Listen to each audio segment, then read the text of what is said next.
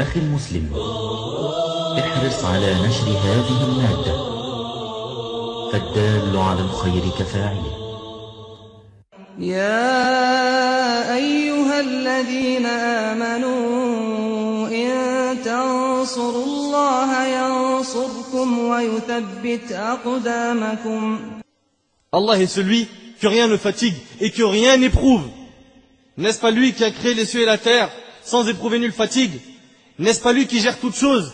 Avez-vous oublié que notre créateur Allah tabarak wa ta'ala est unique?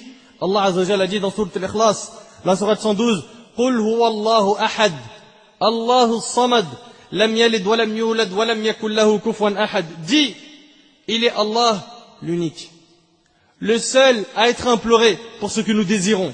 Il n'a jamais engendré, n'a pas été engendré non plus, et nul n'est égal à lui. Allah, rien n'était avec lui lorsqu'il n'avait pas créé le ciel et la terre. Selon Imran ibn al-Husayn, radiallahu anhu, le prophète alayhi salatu wassalam a dit, Allah était et rien n'était avant lui, et son trône était sur l'eau, rapporté par le Bukhari. Il est le premier, il n'existait rien avant lui, le dernier, et nulle chose n'existera après lui, l'apparent, nulle chose n'existe au-dessus de lui, le caché, et nulle chose n'existe en dessous de lui, subhanahu wa ta'ala. Il est le plus digne d'être invoqué, adoré et remercié, le plus clément à régner, le plus généreux à être imploré, subhanahu wa ta'ala. Allah n'a pas de commencement dans le temps, il est éternel. Azza wa Jal. Allah qui a créé le temps et l'espace est nécessairement au-dessus de ces deux dimensions. Il ne peut être lié aux lois spatio-temporelles. Allah tabarak wa ta'ala est le roi qui n'a pas d'associé, l'unique sans égal, le seul à être imploré pour ce que nous désirons, celui qui n'a pas d'enfant. Il est le Très-Haut qui n'a pas de semblable, rien ne lui ressemble, toute chose périra sauf sa face, Azza wa Jal. Il n'y a personne qui peut partager son royaume. Allah tabarak wa ta'ala n'a besoin ni d'assistant ni de soutien, ni d'avoir un fils. Allah est le créateur de toutes choses. Anas ibn Malik radiallahu anhu a dit, il nous fut interdit de poser des questions inutiles à l'envoyé de Dieu alayhi salatu wassalam. Aussi, nous plaisait-il qu'un bédouin sensé vienne lui demander des éclaircissements et nous d'entendre ses réponses. Il arriva qu'un bédouin se présenta chez le prophète alayhi salatu wassalam et lui dit, donc un bédouin est venu voir le prophète alayhi salatu wassalam et il lui a dit, ô Muhammad, ô Muhammad. Alors qu'autrefois, les gens disaient, ô messager d'Allah, par respect. Mais les bédouins n'avaient pas assez de science. Donc, ils disaient, ô Muhammad, ton messager est venu nous informer que tu prétends que Dieu t'a chargé d'une mission. Et les bédouins, ils étaient comme ça. Ils parlaient des fois d'une manière un peu sèche. Le Nabi alayhi salatu wassalam répondit en disant, il a dit vrai. Et là, le bédouin reprit en disant, qui est donc le créateur du ciel? Le Nabi alayhi salatu wassalam a répondu avec un seul mot, Allah. Suite à quoi, il lui a dit, qui est le créateur de la terre? La réponse de notre prophète alayhi salatu wassalam a été, Allah. Le bédouin reprit en disant, qui a dressé ces montagnes et y a mis les choses utiles?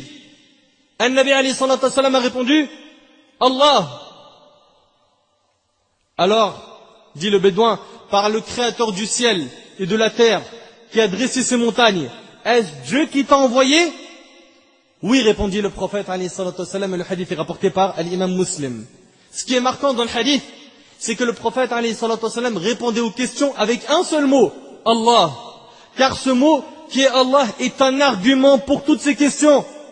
Adam nous rapporte, d'après Shayban, d'après Mansour, d'après Ibrahim, d'après Ubayda, d'après Abdullah ibn Mas'ud radiallahu anhu qui a dit, un juif est venu voir un jour le prophète alayhi salatu wassalam et lui a dit, ô Muhammad, nous lisons dans la Torah qu'Allah place les cieux sur un doigt, les terres sur un doigt, les montagnes sur un doigt, les arbres sur un doigt et les créatures sur un doigt.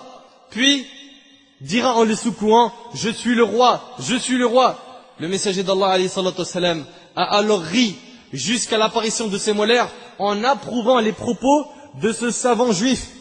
Puis il récita ces versets, وَمَا قَدَرُ اللَّهَ حَقَّ قَدْرِهِ وَالْأَرْضُ جَمِيعًا قَبْضَتُهُ يَوْمَ الْقِيَامَةِ وَالسَّمَاوَاتُ مَطْوِيَّاتٌ بِيَمِينِهِ سُبْحَانَهُ وَتَعَالَى عَمَّا يُشْرِكُونَ.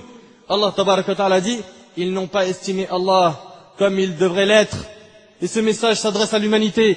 Ils n'ont pas estimé Allah comme il devrait l'être, alors qu'au jour de la résurrection, Il fera de la terre entière une poignée et les cieux seront pliés dans sa main droite. Gloire à lui, il est au-dessus de ceux qui lui associent. Et le hadith est rapporté par l'imam al-Bukhari et l'imam Muslim. Donc on voit qu'Allah tabaraka wa ta'ala gère tout. Et si on sait cela, on se doit...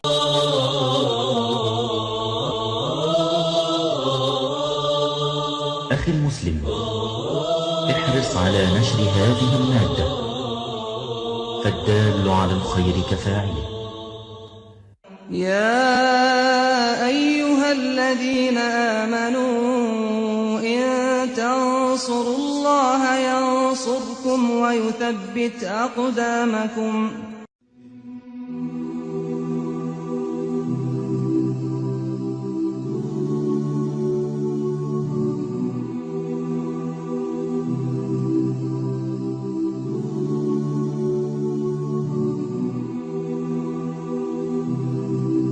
Méditons un instant sur la création d'Allah tabaraka wa ta'ala.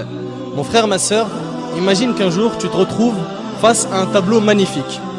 Tu t'arrêteras sûrement devant celui-ci, tu l'observeras, tu demanderas qui est-ce qui l'a dessiné.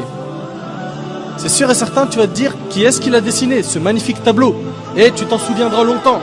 S'il en est ainsi des tableaux qu'ont dessiné les êtres humains, qu'en est-il des magnifiques tableaux qu'Allah tabaraka wa ta'ala a créés et qu'il a disposé partout autour de nous?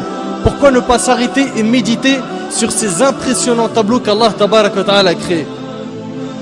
Sachez mes frères et sœurs qu'à tout moment où vous observerez la création d'Allah et que vous méditerez dessus, vous vous rendrez compte qu'à chaque fois vous vous retrouvez face à une chose d'une splendeur inouïe. On se doit de méditer sur tout détail qu'Allah tabaraka wa ta'ala a créé. À chaque fois que le soleil se lève ou se couche, à chaque fois qu'on voit la lune, à chaque fois que la pluie tombe, à chaque fois qu'on voit les nuages, à chaque fois qu'on se retrouve face à un beau paysage tel que les montagnes, la mer, la verdure, etc. Il faut s'arrêter face à cela et méditer. Et méditer. Regardons chaque détail du corps humain. Nos mains, nos poils, nos yeux, etc. Et méditons. Chaque plante, chaque oiseau, chaque papillon, chaque feuille d'arbre. Méditons. On ne doit pas négliger cette grande adoration qui est la méditation. À chaque fois que l'on observe une invention, on peut reconnaître les qualités de son auteur à travers les détails de cette invention. Par exemple, l'inventeur de l'ordinateur était sûrement quelqu'un de très intelligent. Les constructeurs des pyramides étaient sûrement des gens forts. L'auteur d'un joli tableau est sûrement un artiste très doué, etc. Qu'en est-il du créateur de cet univers? La première chose sur laquelle on doit méditer est la création de cet univers parfait par Allah tabaraka wa ta'ala qui l'a créé à partir du néant. Allah tabaraka wa ta'ala a dit dans Sourate Al-Baqarah, et médite un petit peu sur ce verset. Allah Azza wa Jalla a dit dans Sourate Al-Baqarah, Sourate 2, verset 117, Badi'us samawati wal ard. Badi'us samawati wal ard, qui signifie il est le créateur des cieux et de la terre à partir du néant. À partir du néant. Allah Azza wa Jal est le seul capable de créer à partir du néant. Il dit à la chose soit et elle devient. Soit et elle devient. Cela signifie que les cieux et la terre sont des chefs-d'œuvre qu'Allah tabaraka wa ta'ala a créés. Regardez subhanallah. Médite un peu sur cet univers. Regarde un petit peu. La lune tourne autour d'elle-même et tourne autour de la terre. La terre tourne elle aussi autour d'elle-même et tourne autour du soleil avec la lune. Toutes les autres planètes tournent autour du soleil et tournent aussi autour d'elles-mêmes. Et leurs satellites eux aussi tournent autour d'eux-mêmes. Et tout ce système solaire, comprenant le soleil, la terre, la lune, les planètes, les satellites, les étoiles, etc. Tout cela appartient à notre galaxie qui est la Voie lactée. Subhanallah, c'est quoi cette perfection? C'est quoi cette perfection? La méditation sur la création d'Allah tabaraka wa ta'ala va donc nous aider à laver nos cœurs. Si tu observes la mer par exemple, combien de gouttes d'eau y a-t-il dans ces mers et ces océans? Comment cela se fait-il qu'il y a certaines mers qui ne se mélangent pas alors qu'elles se rencontrent, comme dans le détroit Gibraltar? Comment cela se fait-il qu'elles ne se mélangent pas? Et pourquoi l'eau salée de cette mer qui s'évapore puis qui se transforme en nuage et nous parvient n'est-elle plus salée?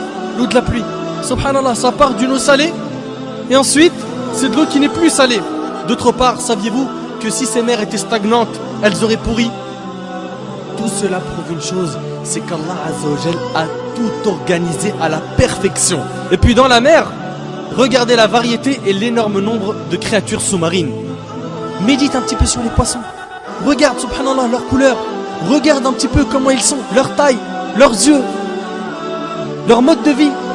Regarde tous ces poissons, subhanallah, ils sont tous nourris. Tous ils mangent à leur faim. Médite sur les montagnes, le soleil, les animaux. L'essentiel est de méditer sur la création d'Allah tabaraka wa ta'ala. Abu Sulaiman, rahimahullah, a dit: habituez vos yeux aux larmes et vos cœurs à la méditation.